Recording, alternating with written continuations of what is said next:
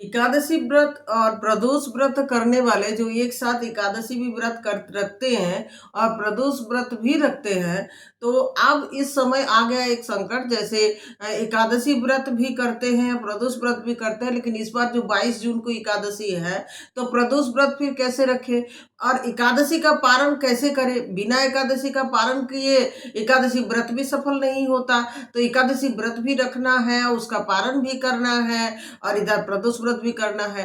तो अगर प्रदोष व्रत के दिन एकादशी का पारण सुबह में करें तो क्या प्रदोष व्रत खंडित हो जाएगा? ऐसे में क्या मतलब सलूशन क्या है, इसका समाधान क्या है, कैसे करें एकादशी व्रत का पारायण और कैसे रखें प्रदोष व्रत, इस विषय में आज ये वीडियो है। राधा की संसार में आप सभी का स्वागत है। कैसे हैं आप लोग? मैं बिल्कुल ठीक हूँ। तो आइए आज इस विषय में जो वीडियो है कि एकादशी व्रत का पारायण, जो 22 जून को एकादशी का व्रत कर रहे हैं तो उनको 23 जून को पारायण करना है और 23 जून को ही है प्रदोष व्रत, जो सोम प्रदोष व्रत है। तो आप कैसे करें इस प्रदोष व्रत का मतलब पारण, कैसे प्रदोष व्रत पूजा पाठ करें, व्रत कैसे रखें, सुबह में हमको एकादशी व्रत का पारण भी करना होगा। ये सब क्वेश्चन जो है भक्तों के मन में आ रहे हैं। आज जो वीडियो मैंने बनाया है बहुत अच्छा टॉपिक है कि सच में ऐसा प्रॉब्लम तो बार बार होते रहता है। जब एकादशी का जो पारण है, मतलब एकादशी द्वादशी के दिन आ जाता है, दूसरे ही दिन प्रदोष व्रत होता है, ऐसा बार बार आते रहता है। तो इसका कोई सोल्यूशन उतना कठिन समस्या नहीं है, ये बहुत अच्छा एकदम छोटा सा समाधान है। शास्त्र में कहता है कि जब आप एकादशी व्रत का पारायण करेंगे उस समय आपको जो है चावल मतलब अन्न ग्रहण करना होता है। अब सुबह में अगर आप एकादशी व्रत का जो पारायण का समय रहता है उस समय अगर आप अन्न ग्रहण कर लेंगे तब तो आपको त्रयोदशी व्रत का जो व्रत है वो खंड हो गया, वो खंडित हो जाता है। तो फिर क्या नियम है? देखिए, कोई प्रॉब्लम नहीं है। आप एकादशी व्रत कर रहे हैं तो उसका पारायण तो आपको करना ही पड़ेगा। बिना पारायण के एकादशी व्रत जो है पूरा होगा ही नहीं। तो इसीलिए क्या करना है, सुबह में जो टाइम दिया हुआ रहता है एकादशी व्रत का पारायण का, तो सुबह में उठिए जल्दी जल्दी करके, घर का काम करके, भगवान का पूजन करके भगवान को प्रसाद अर्पण कीजिए। और क्योंकि एकादशी व्रत का पारायण में अन्न ही ग्रहण किया जाता है तो उस दिन आप चावल का अच्छा सा खीर बनाइए, मीठा खीर बना करके भगवान को भोग अर्घिए, तुलसी पत्ता डालिए उसमें और भगवान को भोग अर्घिए, मतलब प्रभु जी को, आप श्री कृष्ण को, नारायण को, जिनका भी आप रख के फोटो पूजा करते हैं उनको भोग अर्घिए। और भोग अर्घने के बाद आप उनमें से तुलसी पत्ता ग्रहण कर लीजिए और इतना थोड़ा सा एक कण खीर का जो है अन्न, इतना थोड़ा सा एक कण खीर ले करके आप मुंह पर ले लीजिए और पानी पी लीजिए। आपका जो है एकादशी व्रत का पारायण हो जाएगा। देखिए, जो निर्जल व्रत करते हैं उनको पारायण, अगर जैसे एकादशी निर्जल व्रत हर बार जो करते हैं, वो अगर पारायण में एक गिलास जल पी ले, थोड़ा सा शरबत पी ले, तो उनको पारायण हो जाता है, क्योंकि निर्जल व्रत किए हैं, उन जल छोड़े हैं। पारायण का अर्थ है कि हम जो चीज एकादशी के दिन छोड़े हैं वही चीज द्वादशी को ग्रहण करें। तो ये जरूरी है कि वो अगर निर्जल किए हैं तो जल लेकर के, जैसे राजा अम्बरीश ने द्वादशी का जो पारण किए थे, एकादशी का जो पारण किए थे, उसमें क्या किए थे, थोड़ा सा जल लेकर के ही अपना पारायण किए थे, क्योंकि वो निर्जल व्रत करते थे।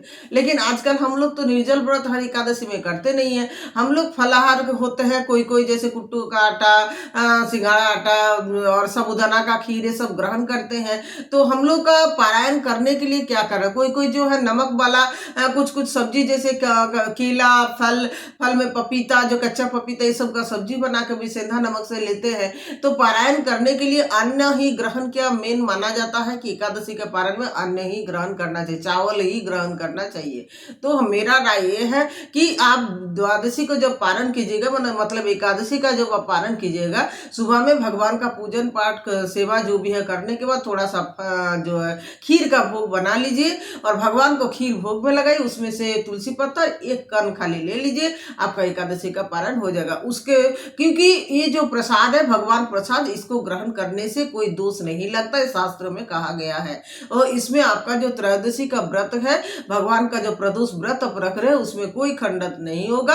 आप अच्छा से इस व्रत का नियम कर सकते हैं और दिन भर फिर आप पूजा पाठ जो त्रयोदशी का आप करते हैं व्रत का नियम, फलाहार ग्रहण कीजिए और ग्रहण करके आप अपना ये कीजिए, पूजा पाठ कर लीजिए सुबह में। उसके बाद शाम को भी भगवान शिव का प्रदोष व्रत में शाम का पूजा ही मान्यता ज्यादा है, तो शाम के समय बैठ करके आप अगर शाम के समय पूजा पाठ करते हैं, अभिषेक करते हैं भगवान का, शाम के समय अभिषेक कीजिए, पूजा पाठ, आरती, ग्रंथ पठन, ज़्यादा से ज़्यादा नाम जप कीजिए। सबसे मेन बात होता है कोई भी चीज़ का आपको धर्माचरण करते जाना है। मतलब धर्म आचरण किसको बोलता है? निंदा ना करना, गाली गलौज ना करना, क्रोध ना करना, किसी का बुराई ना करना, हाँ, किसी से फालतू का बाताबाती ना करना, ज़्यादा बात ना करना, मौन रह करके भगवान का नाम जप ही ज़्यादा करते रहना। अगर कोई भी व्रत और पूजा में आप ये सब नियम का जो हो, माता पिता का सम्मान करना, बड़ों का आदर करना, हर किसी के मन में अपने लिए एक छोटा सा फीलिंग्स जगाना कि मतलब मेरे नाम ले करके कोई ये ना सोचे कि ये आदमी बुरा है। अगर इतना कोई किसी का मन में अगर आपके लिए ऐसा प्रभाव है कि आपको कोई बुरा बोलता है, आपके लिए कोई बुरा सोचता है, तो वो भी आपका उचित नहीं है। इसीलिए आपको चाहिए कि आप किसी का मन में ऐसा बुरा प्रभाव पड़े, ऐसा कर्म ही ना कीजिए। सबसे प्यार कीजिए, बड़ों से प्रणाम सम्मान कीजिए, बड़ों का, छोटों से प्यार कीजिए और आदर के साथ सभी को देखिए। सभी प्राणियों में भगवान को दर्शन कीजिए, सभी प्राणियों का सेवा कीजिए, दरिद्र का सेवा कीजिए, दुख का दुख दूर कीजिए। इतना अगर आप कर लेते हैं तो कोई भी व्रत त्योहार पूजा पाठ अगर आप नहीं कर पाते हैं तो भी भगवान आपका सारा कुछ अच्छा ही मंगल करेंगे। तो दूसरा का मंगल चाहना ही अपना मंगल है, दूसरा का अच्छा करना ही अपने अच्छा हो जाता है। अपने लिए कुछ स्पेशल अच्छा जितना हो करे होगा नहीं, भगवान चाहेंगे तो ही अच्छा होगा। तो हम लोग को कोई भी चीज में इतना मतलब इसमें नहीं पड़ना है कि क्या करे क्या नहीं करे। शास्त्र जो वर्णित किया है कि भगवान प्रसाद ग्रहण करने से प्रदोष व्रत का जो नियम है वो खंडन नहीं होगा, वो खंडित नहीं होगा। तो सुबह में हम लोग को ऐसे करके एकादशी का पारायण करके प्रदोष व्रत रखना है, उसका पूजा पाठ करना है। फिर चतुर्दशी के दिन हम लोग को जो है प्रदोष व्रत का पारायण करके अपना व्रत को तोड़ना है। तो राधे राधे दोस्तों, ये वीडियो आप लोगों को कैसा लगा? अच्छा लगा है तो एक लाइक कर दीजिएगा और चैनल में नए हैं तो चैनल को सब्सक्राइब कर लीजिएगा। राधे राधे, जय श्री कृष्ण।